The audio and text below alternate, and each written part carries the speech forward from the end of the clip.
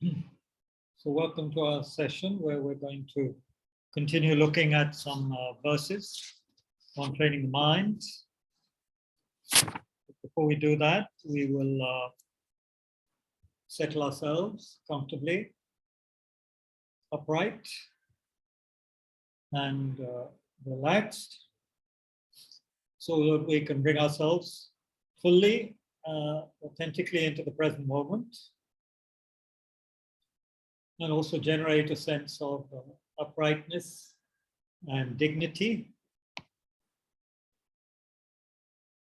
The dignity that comes from slowing down and becoming a bit more still, a bit more attentive.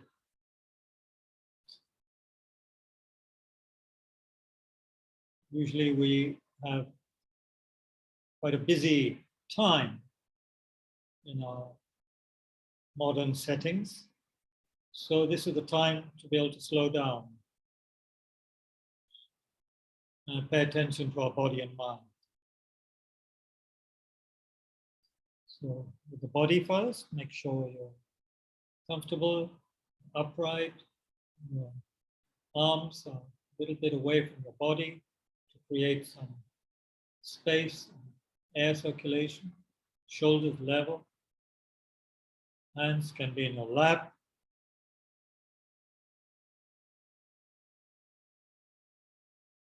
Head tilted slightly forwards. The back of the neck slightly elongated. Eyes can be a little bit open or closed.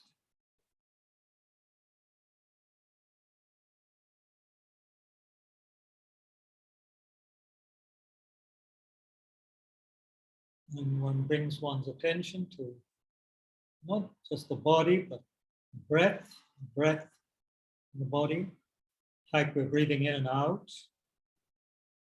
Bring your awareness to that.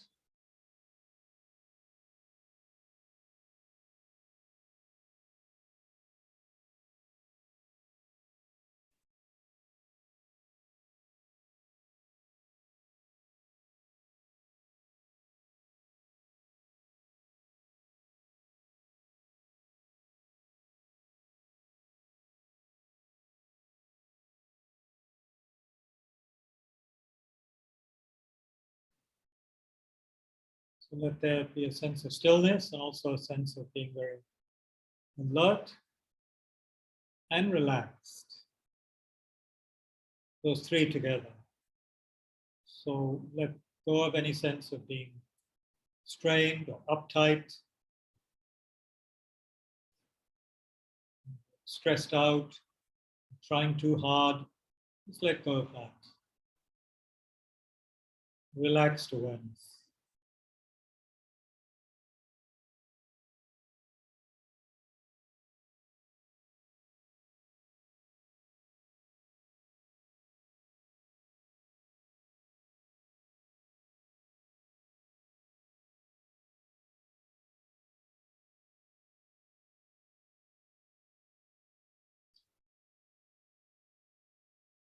And we generate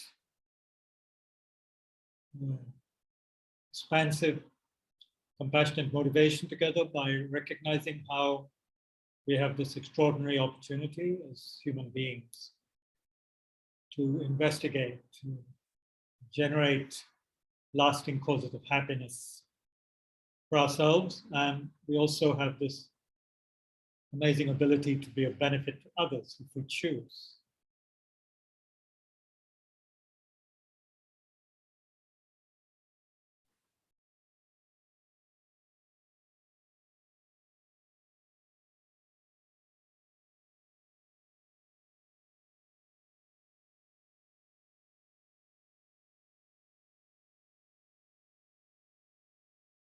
And this is important because if we are at all sensitive and awake, we realize how much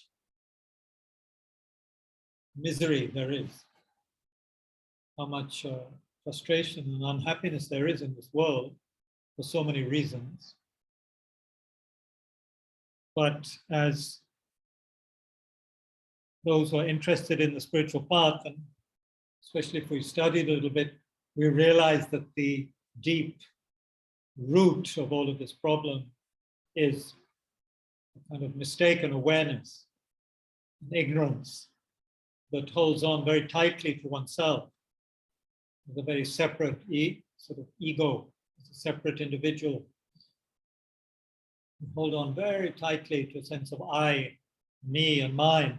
And this creates all kinds of distortions.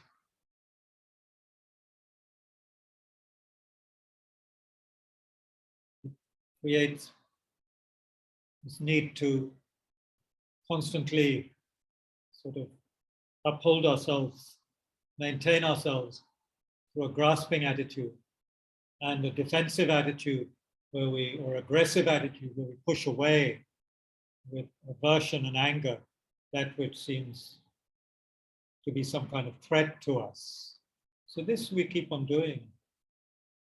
And due to the power of habitual patterns, which are coming from a very long time back, we keep on creating causes for pain.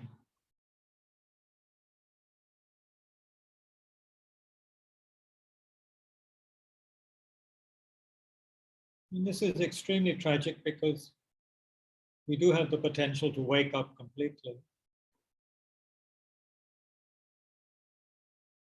And we also we can feel this profoundly because we realize also that other people, just like oneself, just want to be happy, don't want to suffer.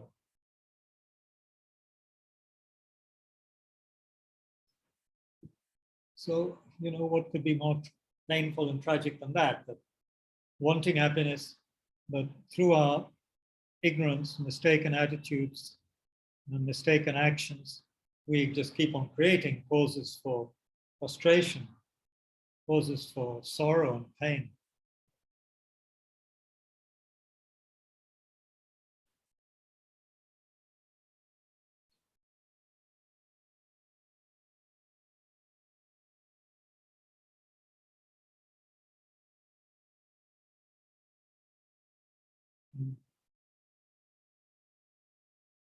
So we generate a heartfelt sort of wish that we could be of benefit, some benefit to others who are suffering in this way.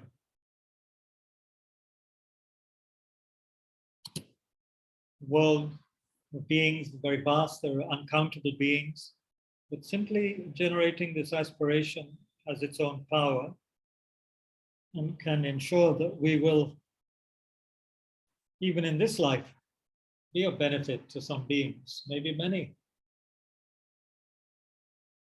So it's worth creating this aspiration.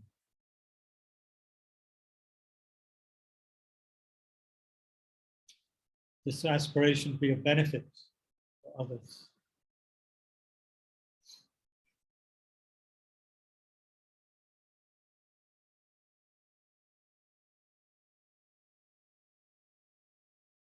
So spend a few moments reflecting on perhaps people that you know who are suffering, who need help, who would very much benefit from our kindness, from your kindness. And reflect, think through engaging in this session together. May we generate more and more causes to actually be able to benefit others.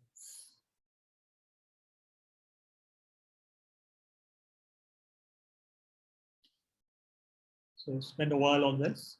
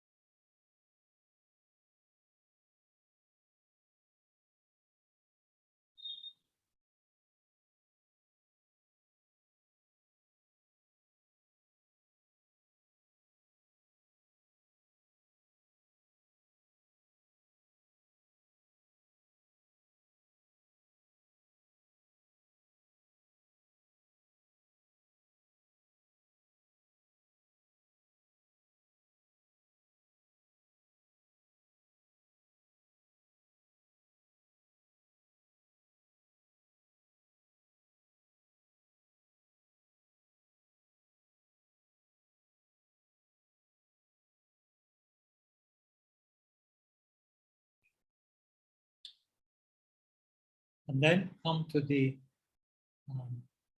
understanding that in order to be of benefit to others, we not only need tremendous enthusiastic perseverance, motivated by great compassion and also a lot of wisdom, skillful means, knowing how to be of benefit to others, but we also need to have a calm, stable mind. Without a calm, stable mind, we won't be able to focus. Our mind will be forever disturbed by discursive thinking, subconscious gossip, and we won't be able to effectively use mental potential in order to benefit ourselves and others. So we start the session with some quiet breath awareness, where we keep the attention as much as we can on the inflow and outflow of the breath at the nostrils. If that's difficult, the rising and falling of the abdomen as we breathe.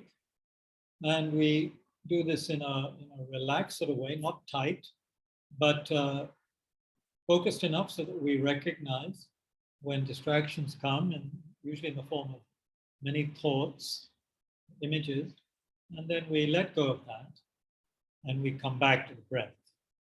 So we let go of the distraction gently without it becoming a big issue. We just let go and come back to the breath. However many times we do need to do that, it doesn't matter. So we come back to the breath again and again.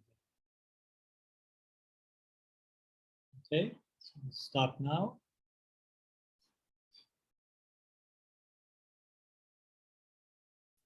And let there be a sense of letting go and relaxing, especially with the out breath. Use the out breath to let go and relax. And you feel a little tense or uptight.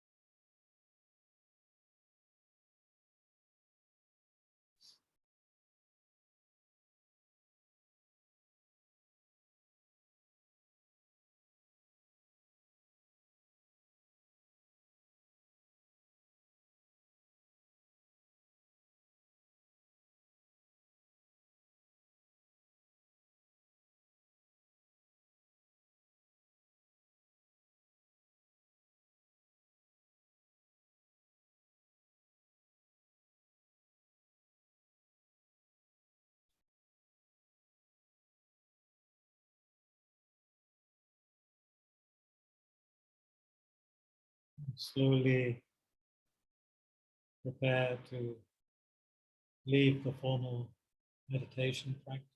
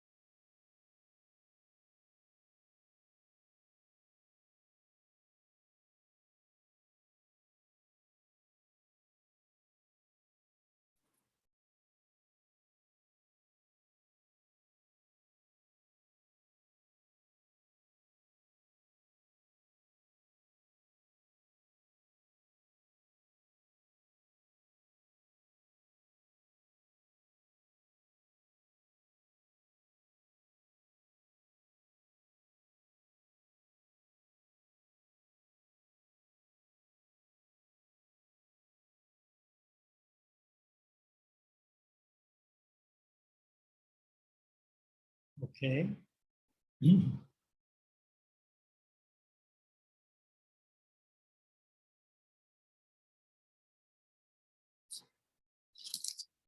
So with this practice, we get a taste of different things.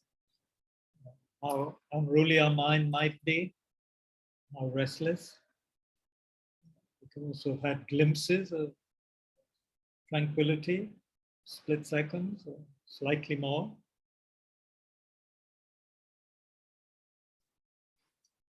It may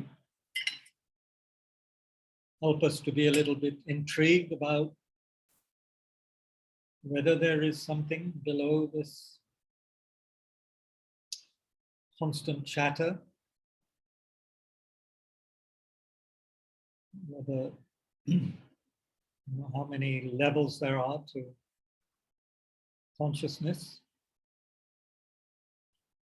Because most of our lives we are, in a sense, caught up, aren't we, in the discursive realm. And we're not talking out loud, we are thinking, meditating constantly. Yeah. Okay. So we've been looking at these verses, most challenging of verses.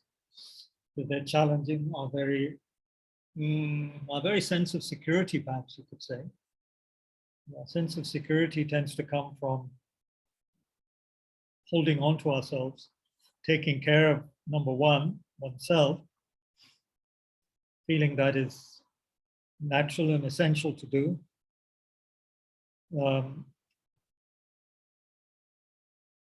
Just continuing our habitual patterns, which keep us, which are known, which are somehow, what should we say? They make us feel settled, not deeply settled, but there's something we're just used to. So they are familiar. So it's like settling in our familiar favorite armchair or something. We just go back to our habitual patterns. And our habitual patterns revolve around me and what I want, what I need, me and my needs. That's what it seems to boil down to. So in Mahayana Buddhism, we're trying to open up a bit. We're trying to expand beyond just caring for this little one person. We're being a little braver than that. And I think we see that it is possible. Definitely. Here, however, of course, we're being asked to stretch even more and really take others as dear, as supreme, superior, almost. We are training ourselves to even see problematic people as very precious, like a precious treasure, as it says in verse number 4. So like this, we're being stretched. We're definitely being asked to go beyond our normal way of looking at things, our perspective, which is all caught up with our, emotional habits. It's not just about changing a few states of mind, is it? Superficially, intellectually. It's about a total revolution in, how we relate to ourselves and others. Because at the moment we hold on dearly and we cling in many ways to me and what I need and what I, just keep on perpetually doing in an instinctual way. And here we're being asked to reach out in a different way towards others and to actually regard them as more important than ourselves, exchange ourselves for others.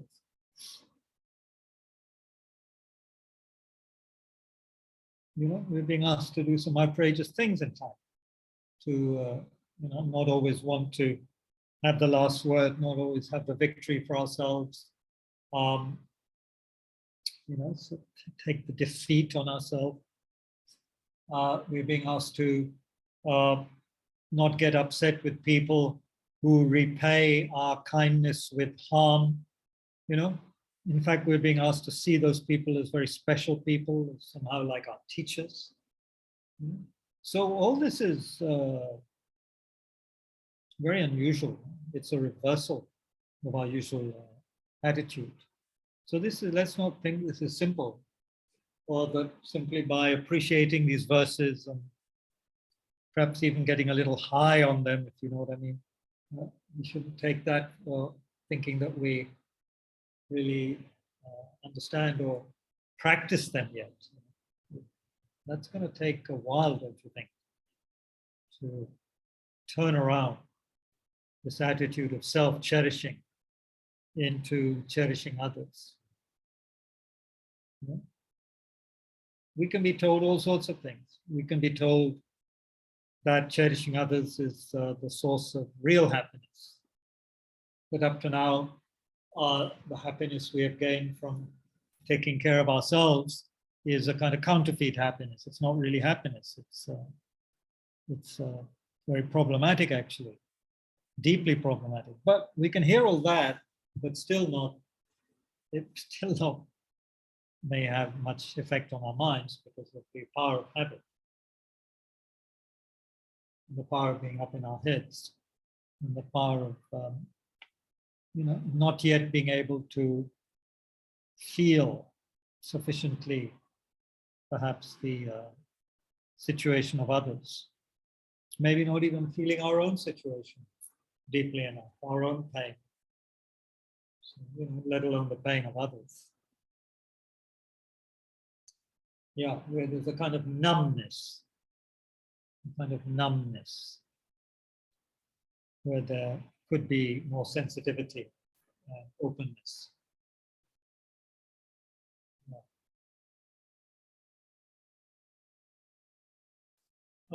Before we look at verse number 7, which you've got to, maybe some feedback would be in order. Maybe there have been some feedback, some questions related to some of the earlier verses, which people didn't get a chance to talk about, or if there's something which you want to mention based on what I've said already today, I think that might be good. If we have some participation even now. So you can unmute yourselves if you want. You want to mention anything? Feel free. It's going to see if opening the door creates some air.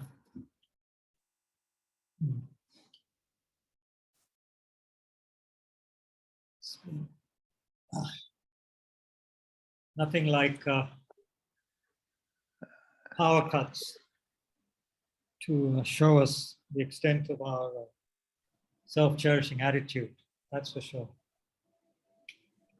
Good evening, Kabirji. Haji, yes. Kabirji, this is simply taking up on what you already mentioned, that in some ways this text is quite extreme, and initially it seems very difficult to accept, either in terms of reasoning or otherwise. For instance, even the second verse, which says that I will practice seeing myself as the lowest of all. It jars, and sometimes I feel that maybe this text is for advanced practitioners and perhaps not for starters. Yeah. Well, it is. It's for Mahayana practitioners, which most of us may not be yet, because actually to be Mahayana, we have to have very strong compassion and bodhicitta, be very, very, very rooted in that. So this is just something where we are looking ahead a little bit, we might say. On the other hand, we do have glimpses of our own innate goodness and warmth. And also, of course, we need to be able to put each verse in context and see it in a certain perspective. See why the author has that particular verse. I mean, the verse is there because, put yourself in the position of someone else. Often we look down on other people. We consider ourselves innately higher than others. So imagine what it's like being someone who is looked down upon, and who feels, at least in a subtle way, this other person regards themselves as higher and is speaking to me in that way and behaving to me in that way. And we can easily put ourselves in this situation living in India, because we do interact with people in that way in India. Very often, people who are considered lower due to the kind of work they do or the education they have or whatever. So put yourself in that person's place. Or just simply think how we do consider ourselves as, really quite something. We're quite proud of ourselves sometimes. And so this is just creating a balance. How about looking at ourselves as the lowest? It doesn't mean self-abnegation, but it means, experiment with that. It's not just me.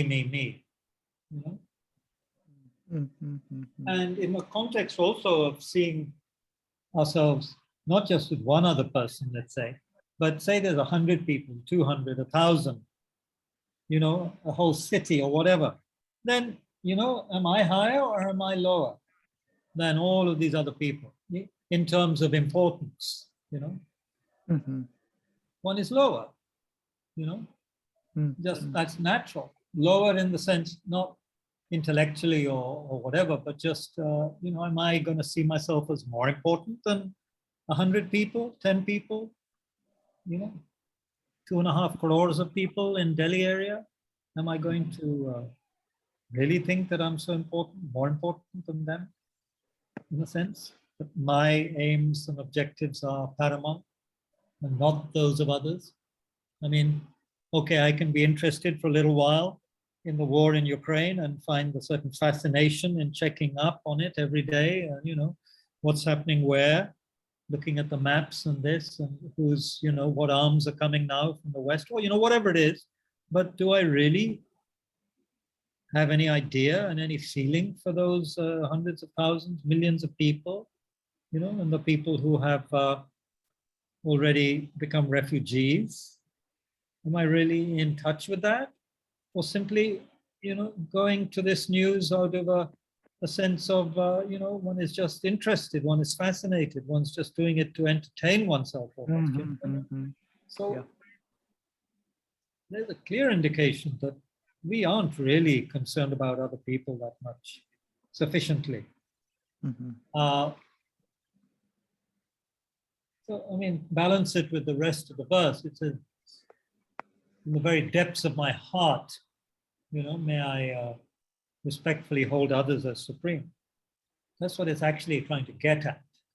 Right. At the moment, holding ourselves the way we do, it's hard to see others as supreme and superior from the depths of our heart. Of course, behind all this is the logic. You say there's not much, it's not very reasonable, some of this. The infallible kind of logic, if you like, behind all this is that self-cherishing has been harming us since beginningless time. Taking care of ourselves has been creating all of the misery in samsara. The selfishness, the egotism, that is creating all the pain of samsara. So to regard others as superior is fantastic logic. It's creating the causes for everybody's happiness, especially one's own. It's going to create our own happiness first, in a sense. Well, of course, unless we're a mass murderer or cheat, and by reading this verse, we stop killing and cheating others, and of course, others benefit immensely. But by and large, this verse is going to benefit us first. Respectfully holding others as superior, we're creating causes for tremendous, happiness for ourselves as we replace the self-cherishing attitude with the attitude cherishing others, which is the basis for love and compassion, and which is a major cause of liberation and Buddhahood. How does that sound, Royji? How does that sound? It sounds fine. But sometimes I just wonder if, in translation, the words superior and inferior, perhaps the original translation may have been different. Because these I don't words. know. I doubt it. The original would have. I've seen different translations of this text, and it's all very similar. I see. Because the expression self-cherishing and cherishing others, that sounds, very valid and very acceptable. But to say that, I'm inferior, he's superior. Yeah, so you have to look why. Yeah. One major reason I already mentioned, if we look at ourselves as superior, then we don't get the benefits of seeing how we need to cherish others. Others are superior because based on others, their kindness and seeing them as kind and cherishing them, based on that, we become Buddhas. We don't do that, we don't become Buddhas. If we see ourselves as superior, we don't become enlightened. We don't even attain nirvana if we have that attitude. So in that sense, others are superior. Based on only ourselves and taking care of ourselves, we just create misery. Based on others, we create enlightenment. So who's superior from that logical point of view? Others. But it's not saying I'm terrible, I'm lowest, I should hate myself because I think I'm more stupid and everything than others. That's not being said at all. So behind this is the logic of cherishing others and the logic of seeing how cherishing oneself is the cause of all dismay, all suffering. Which doesn't mean not taking care of ourselves properly. It doesn't mean we stop taking vitamins or taking care of our body and mind and doing yoga and eating well. It doesn't mean that. As you know, self-cherishing means this excessive self-concern and selfishness, which is not caring for others, caring only for ourselves. Right. So I think one can begin to beyond and let go of our attachment to certain words and go to the the meaning behind it. I think the logic behind it.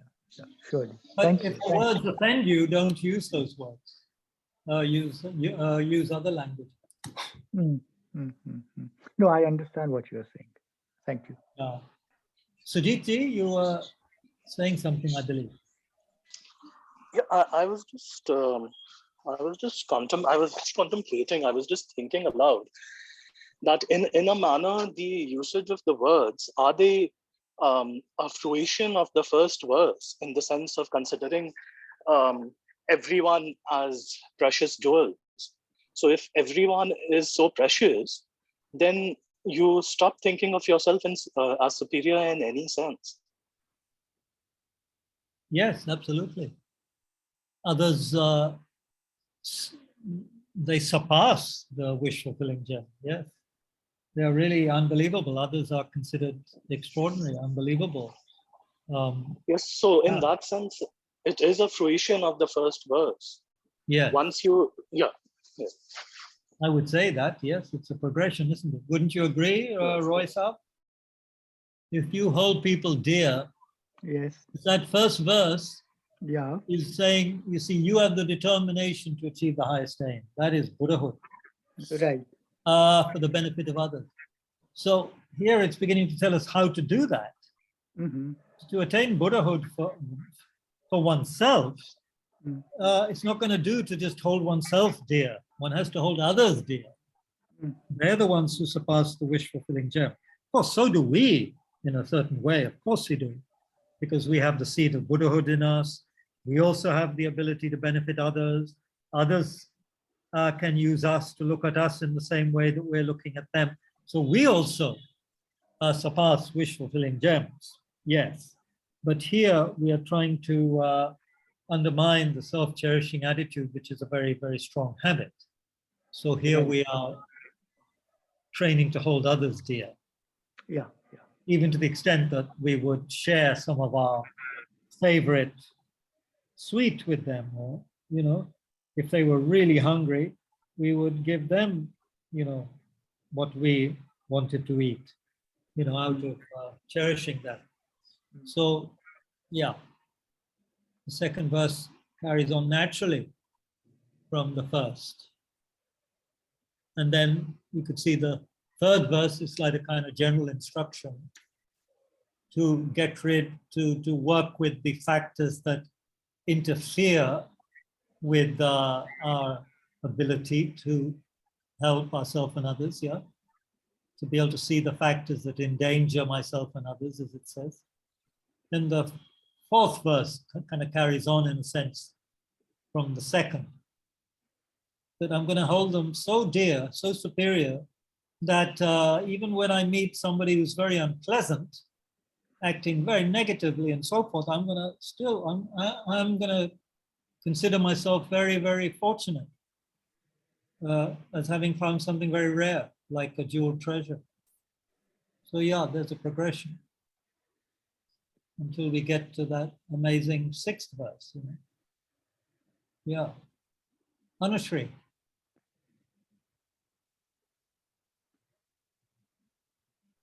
Anushree. Sir, can you hear? Sir, can you hear me? Yes.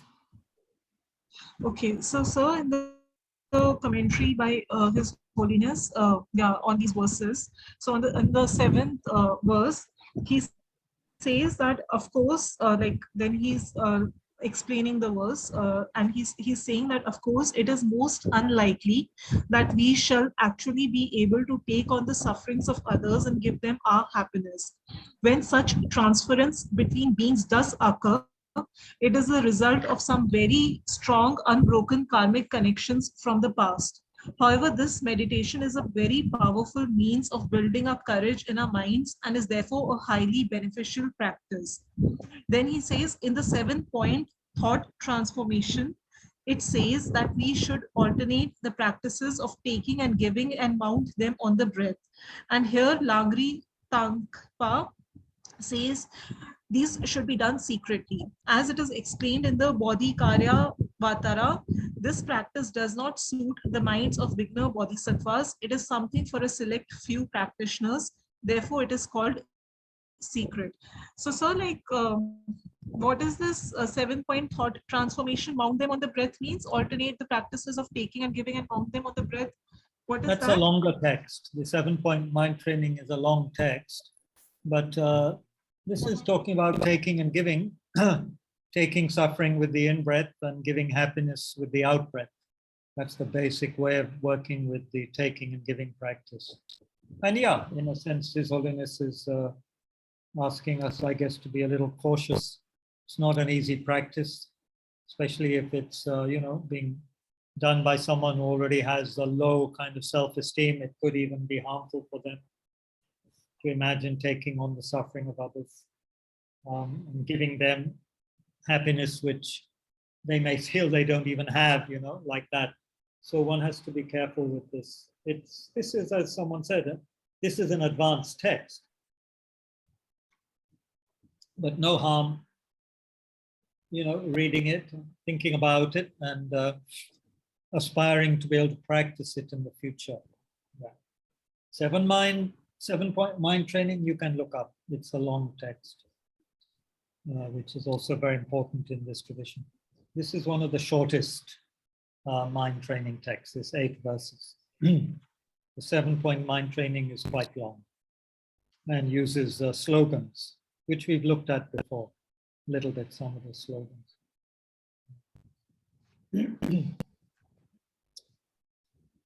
Does that answer your question?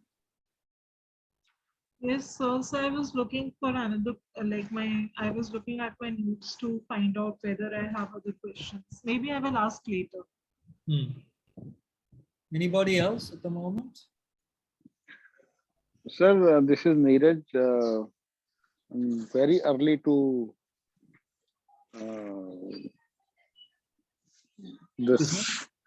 I am very early to Buddha teachings, and I always get confused because I mean, somewhere I picked up that okay, I am not the body, I am not the mind.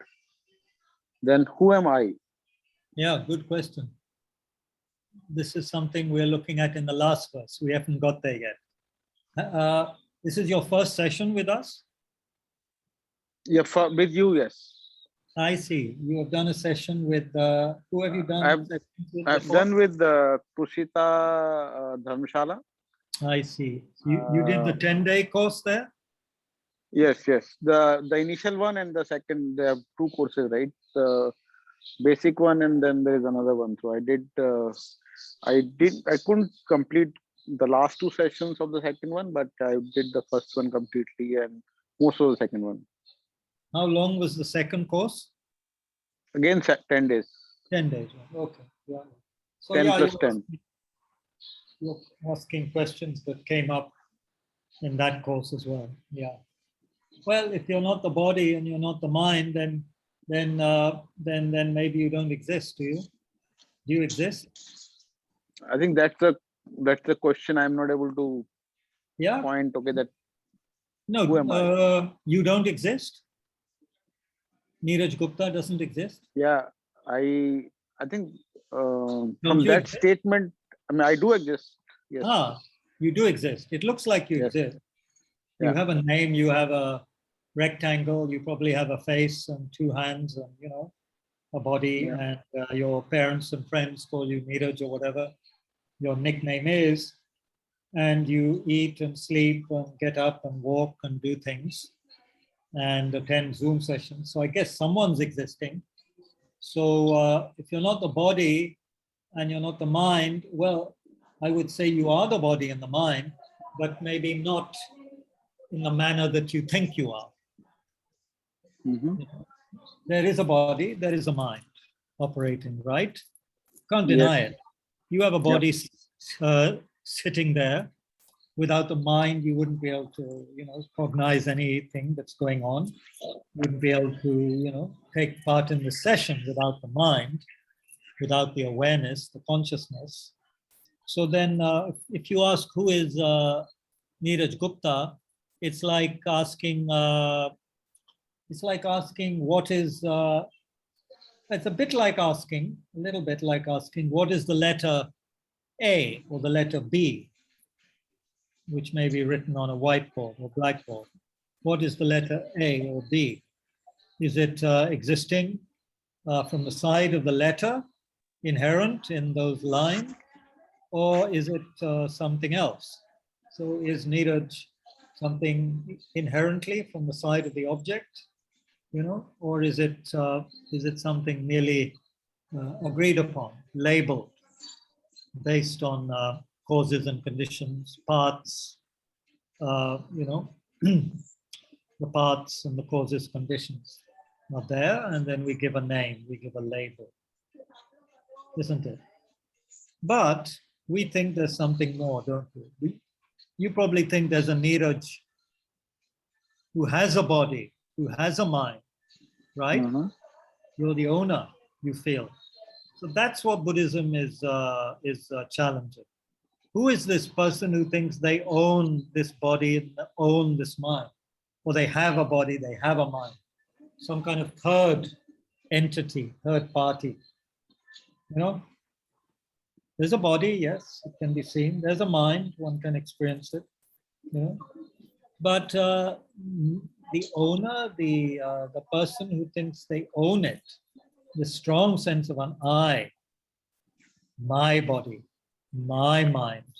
So who is saying that? What does that refer to? That is to be investigated. That doesn't exist the way we think it does, in a very solid, independent way. That's merely a name. It's like a bicycle. The parts of a bicycle may be spread all over the floor of the mechanic shop, and he slowly puts it together, all these pieces. When all these pieces are lying around, we wouldn't call it a bicycle, because we might not even recognize some of those pieces. Then the mechanic puts it together, and at a certain point, it becomes very clear it's what we call a bicycle. Then it's finished. He puts everything together, and we have to say, oh, there's the bicycle. And oh, that's the saddle of the bicycle. That's the wheel of the bicycle. But where's the bicycle who owns the wheel? Where's the bicycle who has a wheel, has a bell, has brakes, or a gear system if it's there? We have to just say that that is just a way of speaking, a way of looking at it. There is no third party who owns the different parts of the bicycle. There is just what we call a bicycle. We call it a bicycle, and that's correct, because to call it a car or to call it an elephant would be foolish. It's not in line with conventional speech, conventional understanding. So sorry to interpret. Is it then just a label? Well, you think about it. It works. The bicycle functions. You function, but there's no solid, independently, autonomously existing, inherently existing I. But there is an I that functions. There's a body and mind and a so-called I that functions. It works just like a bicycle works. So we can't say a bicycle doesn't exist. The bicycle, you can just say, look, I'm getting on it and riding it. So how can you say it doesn't exist? Of course it exists. It doesn't exist the way we think it exists. We hold on to it, grasp onto it in a certain way, which leads to attachment, it leads to anger if somebody harms it. But it doesn't exist the way we think it does, and neither does the I. That's what we're saying.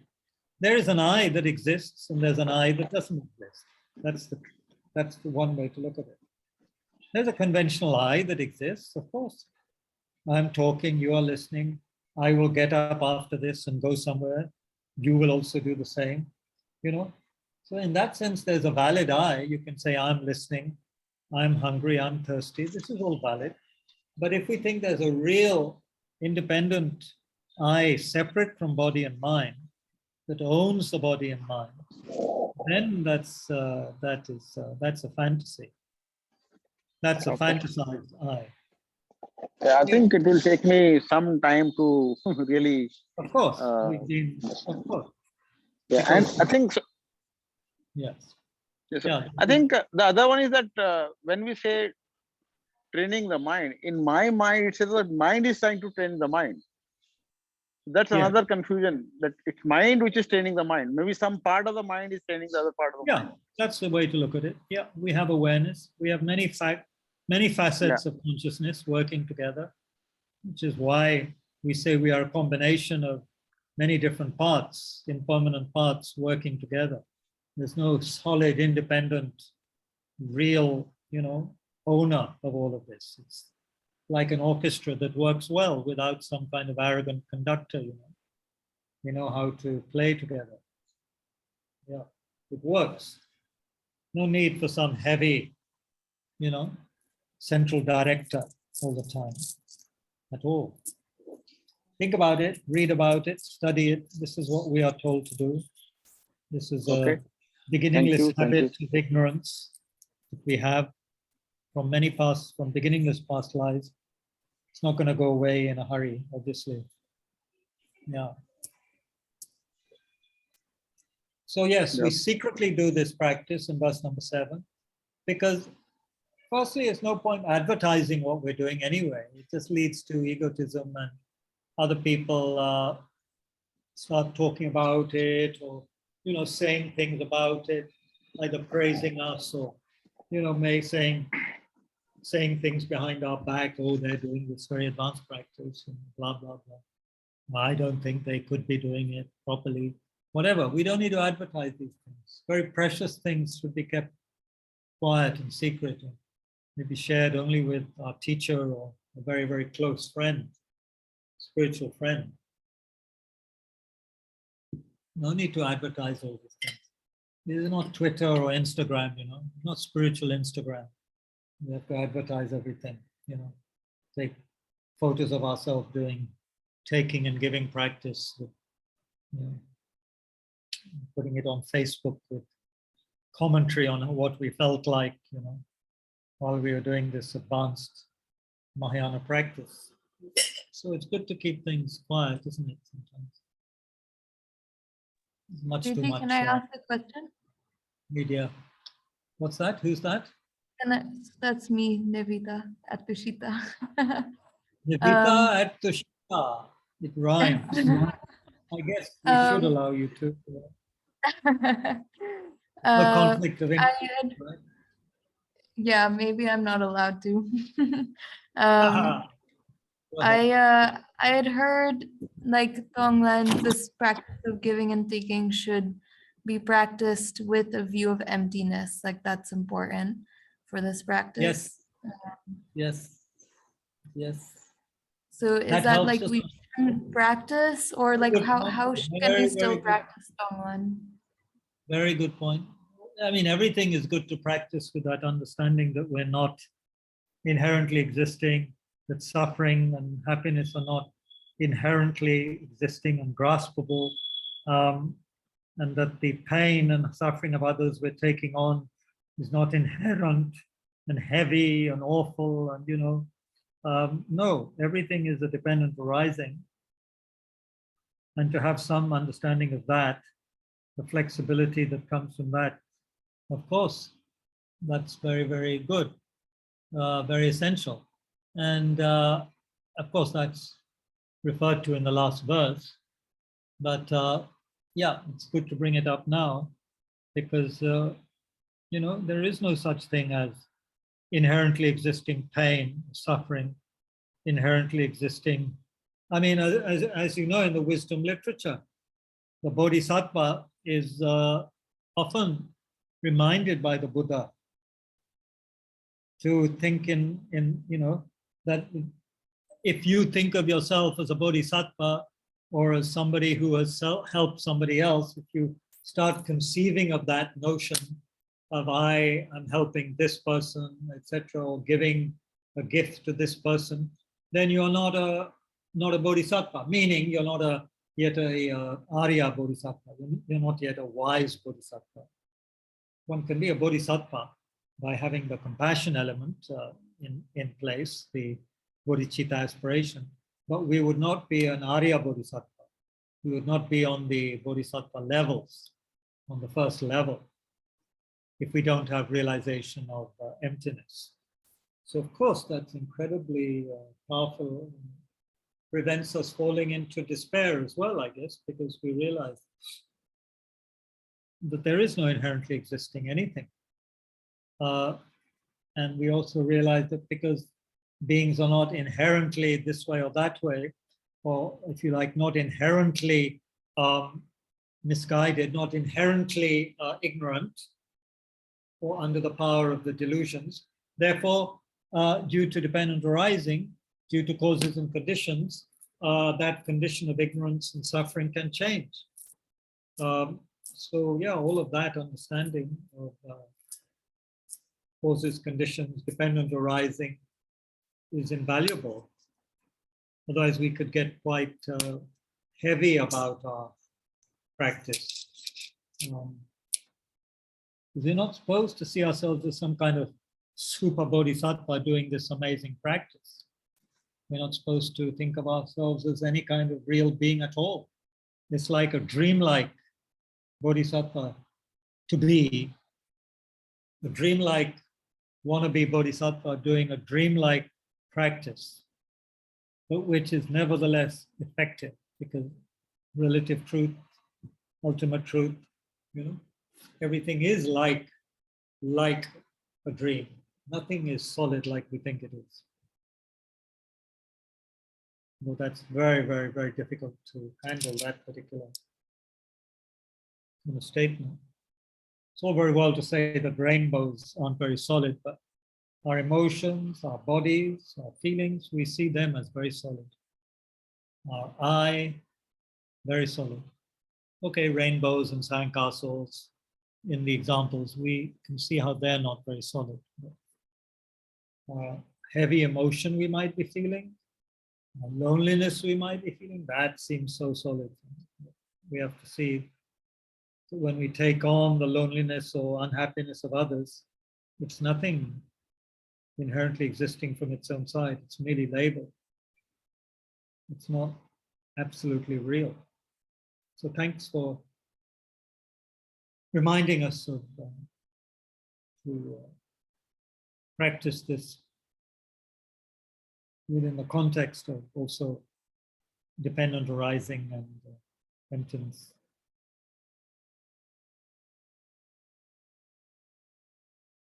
So all of this practice, may it remain unpolluted, undefiled by the stains of the 8 mundane concerns.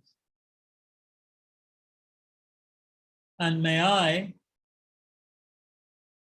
recognizing all things as illusion, devoid of clinging, be released from bondage. So bondage here refers to bondage of being in samsara. Clinging refers to this grasping we have attachment, grasping, clinging, craving, clinging. Very important factor in our suffering, and often craving itself is often just given as the major cause of suffering, as the second noble truth. In some traditions, they speak of craving rather than giving delusion and karma as it is given in a kind of more expanded way in the Mahayana tradition. So, and how we can be free of clinging and undefiled. How can we be released from bondage? By being free of the 8 mundane concerns, which we are all familiar with, which you will have been taught also on that 10-day course, Neeraji. The 8 mundane concerns, you may remember, being very attached to pleasure and praise and gain and a good reputation, and being very upset when we have the opposite, when we have loss, pain, criticism, bad reputation. We get very upset, extremely upset, angry, when we don't get the ones we want. So we are caught up in that, in the dance of those 8 worldly concerns, 8 mundane concerns, 8 worldly dharmas, they're also called. So here the author is aspiring that all of our practice may not get caught up in these 8 concerns, because it might subtly get very much caught up in this wish for praise or a good reputation. We might quite like people to know that we're studying and practicing this text, these 8 verses, quite quite well, or quite intensely. And we would like people to know that, because we would like people to have an impression of us as a good practitioner, or whatever. So this practice might be already being slightly stained, defiled by these 8 worldly concerns, especially the praise and the wish for praise and good reputation. So really, to be free of all this, we need to recognize all things as like a dream, like an illusion, which we've been talking about. They're not as real as they seem. They're changing. What is praise? What is blame? What is it really? What is happiness? What is pain? Is it as solid as we think? Have we tried working with it in other ways, apart from just being caught up and clinging to it as solid and independent? Have we worked in it with things in a meditative way to see how they are not actually as solid as they appear? They aren't as inherent as they appear to be. Have we done that? If not, we need to do that so that we begin to go beyond the surface appearance of things as very this way or that way, good, bad, painful, not painful, really good, really happiness, really suffering. Go beyond all that. And also, of course, beyond the sense that there is a real me who is experiencing these things. A poor me who is experiencing suffering, and a very happy, excited me who may be experiencing a lot of good things. We need to go beyond that, see that as illusion. And sometimes not so difficult. The happiness of the morning dissolves into the pain and frustration of the afternoon or evening. The friend of the morning is no longer a friend in the afternoon. Someone you had never met before in the morning becomes a friend by the evening. This shows how things aren't as solid as they appear, are they? Even that level. Things are changing. To hold on to it is to hold on to things. By clinging, we just suffer. We really suffer. Yeah. So the author is saying at the end, as Navita said, we have to recognize things as like an illusion. We have to begin to realize emptiness. Otherwise, this all becomes very solid and heavy, and also, of course, can be then become part of the 8 worldly feelings, part of the 8 worldly dharmas.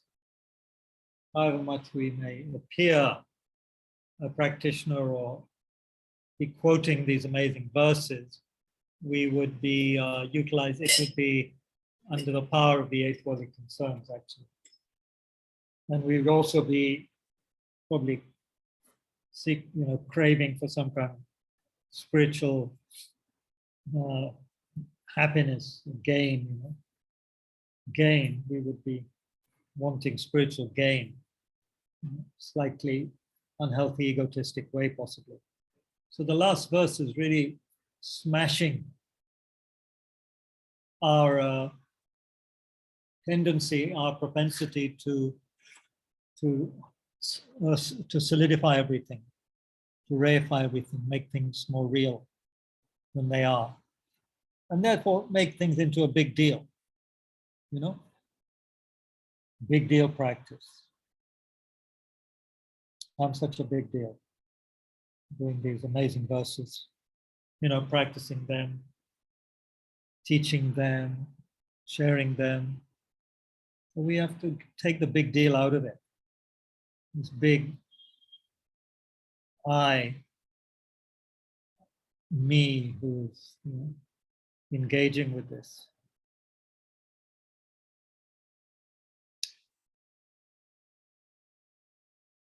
So emptiness is what frees us. This understanding of things as illusion is what frees us from samsara.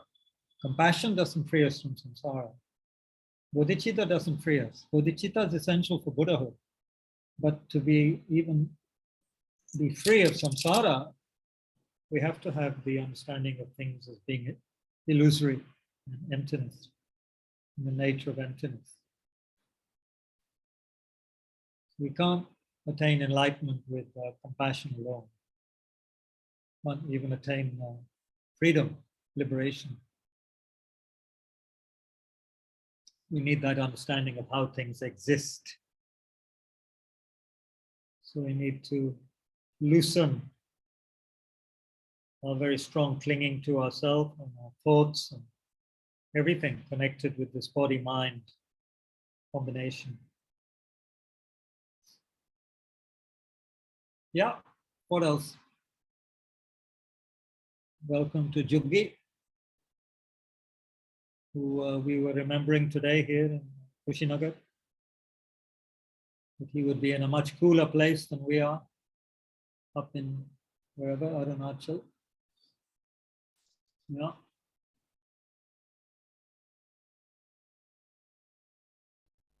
Hi, Jugi. Hello. Hello, Kyabje. We're remembering you because Ram Parvesh, the god, had some banana pakoda, which we brought for him day before yesterday. Great. And he ate that, and Nice. it gave him a bad stomachache, bad gas, and also he was lying down on the grass where you were teaching him yoga that day. So I was saying if he was here, he would be teaching you some yoga to Yeah. fix your gas. Poor fellow, he was quite sick for a while. Better now. So don't take heavy Kushinagar kele ka pakoda followed by a cold chach, amul ka chach. Not a good idea if you have weak digestion. So anyway, sorry for that digression. Any Chavi, anything? Or Anushri or Sagar? Anything? Hello, Kabiji. Hi. Yeah, I was actually thinking about the Johnny Depp and Amber Heard trial in Oh, regards boy. to all the 8 mundane concerns. Oh, wow. All Yeah. of them in that example. Really? Yeah, I read about it months ago. I haven't kept up with it. It's getting bad again, is it? Demanding great sums of money and whatever. He threatened to kill her several times or something. All sorts of things. Very Right. sad. Very sad. These, in some ways, very talented people behaving in such a childish way, but that's how it is. Yeah.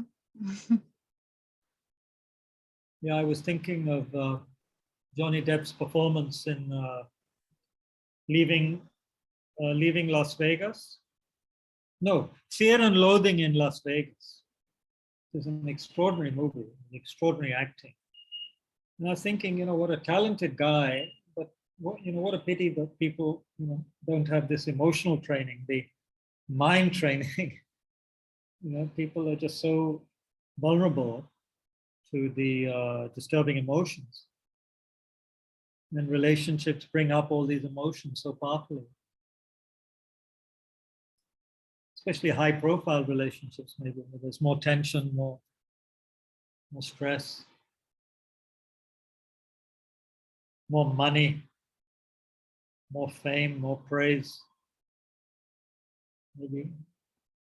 And then when you have any blame, it's even more devastating. Yeah. I've been ignoring the chat. Can you please elaborate into B? What's that, Jugi?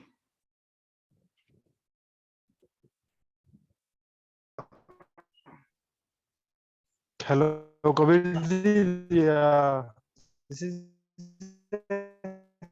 Uh-oh. Yeah, it is unstable. Can't hear you. Can you please elaborate? Interbeing or what?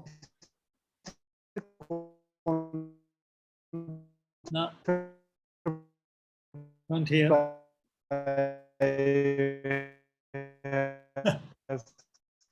It sounds like you're preparing to sing a rag or something.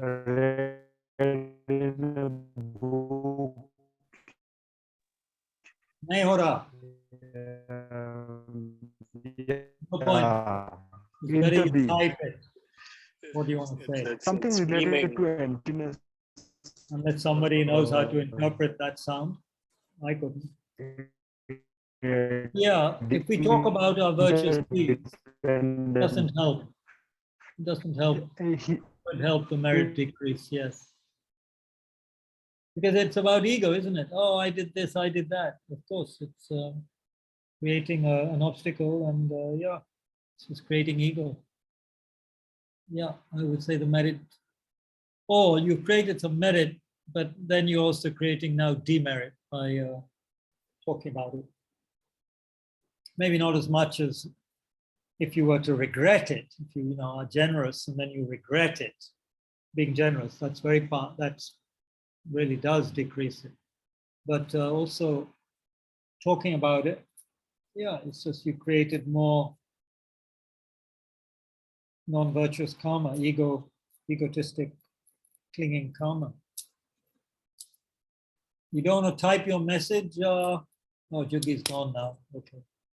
That's one of the disadvantages of living in Arunachal Pradesh. Of course, you could say it's an advantage in one way, because the net is so devastatingly powerful. I was reading an article today, a very learned article on how America has become more stupid in the last 10 years because of the power of media to influence people. Yeah. Devastating effect of media. How it's destroying institutions, destroying society, the bonds of communities, increasing mistrust, hatred, falsity, etc., which it is in many cases. Can I ask my question? Yeah. Okay, so like in this book, like again, it's the commentary on the last verse, and like His Can you keep Holiness. it a little short, or do you have to read a long passage again? No, like first I will just read one paragraph, like short paragraph. Okay. So one is like he talks about the this phrase, the emptiness of the manifest appearance. So what does that mean? The emptiness of the manifest appearance? To see that objects are empty. Yeah. Read the whole thing. Don't just read a part of it and ask me. Read what the whole thing says. Yeah. So the last sentence is to see that objects are empty of true existence, that even though a true existence appears, there is none. It is illusory. One should have definite understanding of the meaning of emptiness, the emptiness of the manifest appearance. So what does it mean, the emptiness of manifest appearance? The manifest appearance just means what is manifesting. I think it's just adding to the meaning of appearance. The illusoriness of what is appearing, what is manifesting. We cling to the manifestation, but the manifestation, like the rainbow, is empty of being independent, solid, inherent entity. Yeah. There may be Can I just read? There may be a technical meaning to it in some of the texts, but I don't know. Probably translated from the Tibetan, you see. And unless one knows Tibetan, one doesn't know exactly what meaning is being referred to, but it seems to be just adding to the meaning of appearance. There's hidden appearance, I guess one could speak of hidden appearances, manifest appearances.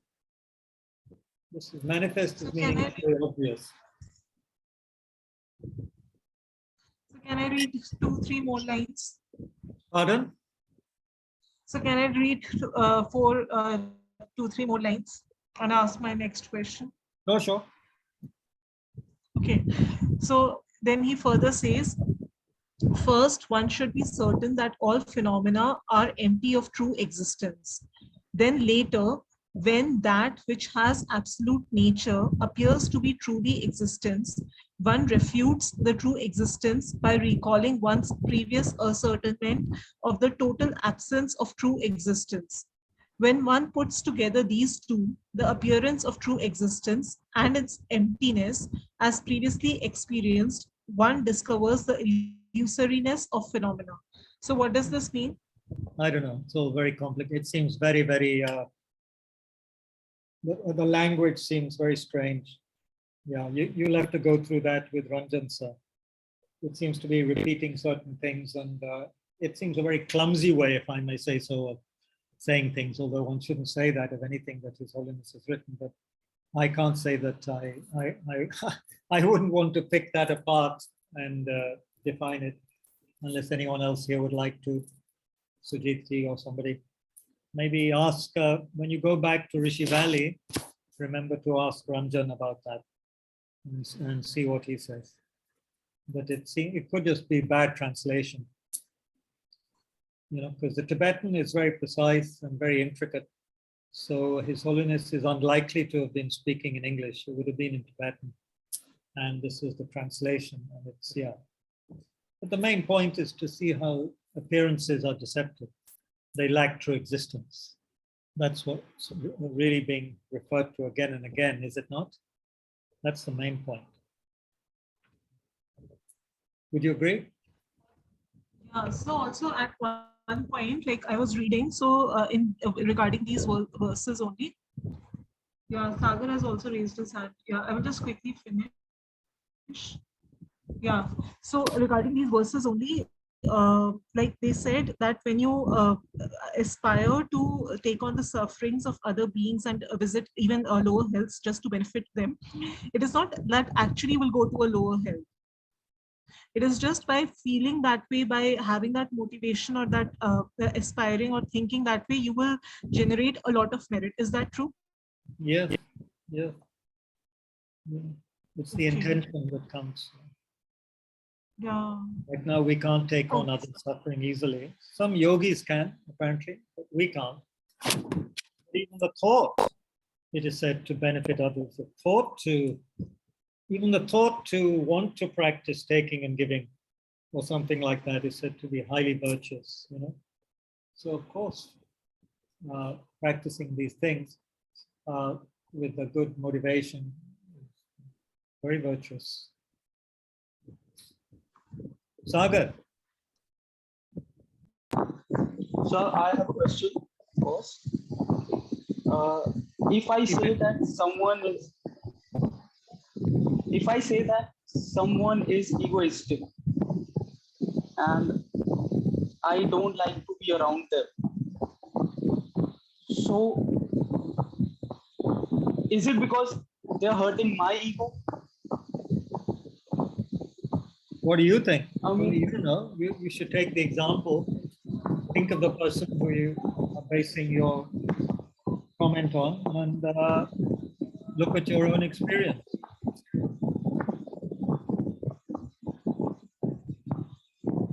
Why do people usually upset us? yeah, if someone is doing this me, okay, and I'm this, I'm that, I'm this good. But why do I get hurt by that? Why do I get disturbed by that? Not hurt, but why do I get disturbed by that? You tell me, based on your many hours of listening to Buddhist teachings, why do you get disturbed?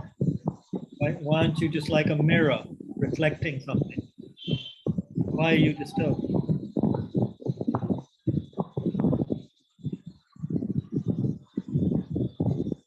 May have to be your homework. It's not a trick question. Why are you disturbed? Why are we disturbed by anything? Dogs are barking, and one person is quite okay with it, the other person gets very disturbed, as some people do. Why?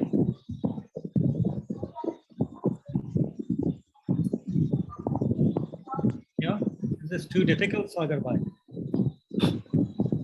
No, sir, it is because of my ego. Yeah, your delusion. You know, it's your problem. We haven't put leather on our own feet, as it says in the Bodhicharya Avatara. By the way, Anushri, you've been mispronouncing Bodhicharya Avatar. Bodhicharya Avatar, the text by Shantideva. You've been pronouncing it in a most unsanskritic way. So yeah, that's part of your homework to recite Bodhicharya Avatar, Bodhisattva Charya Avatar, full title, Guide to the Bodhisattva's Deeds, Entering the Bodhisattva's Deeds. Yeah, it's our own problem. You know? Yesterday I was, put my mattress out in the veranda so I could get some cool air. Quite warm in the room here. And everything's fine. And then 2 or 3 a.m. the dogs start barking. And usually I can handle it, But last night I just couldn't handle it. It was just too loud and went on and on. There were about 6, 7 dogs outside the Thai clinic, Kushinagar clinic, almost next door to us. And, I just had to come inside, close the door, and then the sound was very muted.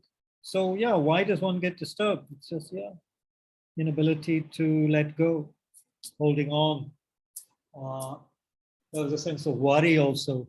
Oh, I worried I won't be able to sleep now. That's a kind of self-cherishing. Whereas, it's not that my hearing is so great. I could have said, okay, dog's barking, no problem. Just relax. But I couldn't. Of course, I think I'm justified in coming inside. But there was ego grasping there. And then, of course, you wake up and you have all these bites on your arm and stuff. And one is cherishing one's body so much. There is a slight worry, oh, what is this? Couldn't have been so many mosquito bites. What is it that is biting me at night? So, self-cherishing zindabad. Or one should say murdabad.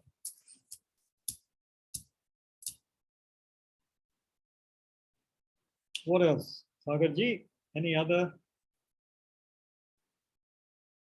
We're hoping your film will be screened one day.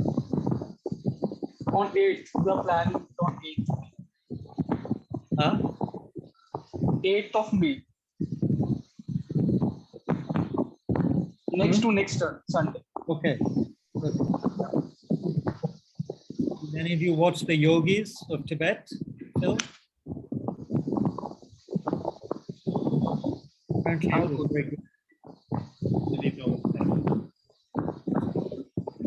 Okay, we'll stop there. Thank you all very much. Tomorrow we'll do Tara practice and Om Mani Padme Hum practice. Very important for the long lives of our teachers, especially His Holiness Dalai Lama and Kyabje Lama Zopa Rinpoche. We'll recite mantra after some motivation and so forth, explanation a little bit. So that will be tomorrow evening at 6:30 with the screen and everything, I guess. Yeah. So please dedicate, meanwhile, that we begin to understand more and more these 8 verses and practice them as much as we can, even though it's not easy. And with the trust that this is the way to bring the greatest peace and happiness to myself and others. This is valid. This is the quintessence of of the Dharma, actually.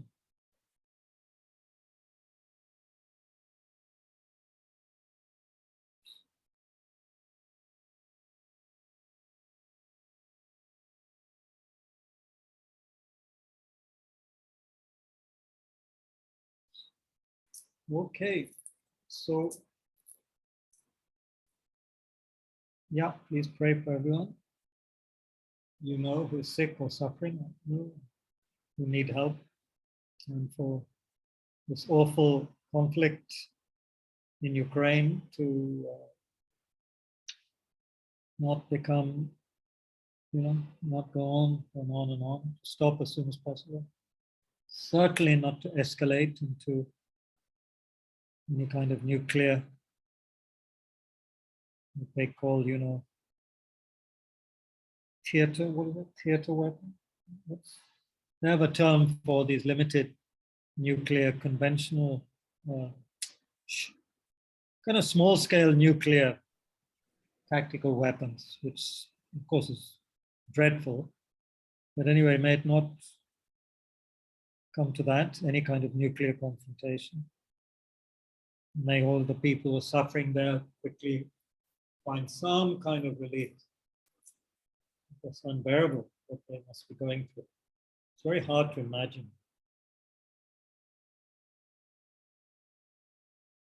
Very hard to imagine.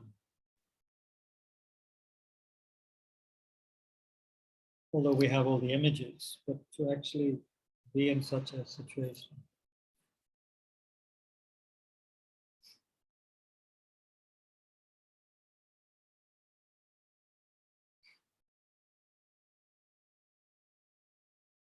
Okay, thank you all very much. See some of you tomorrow. Good night.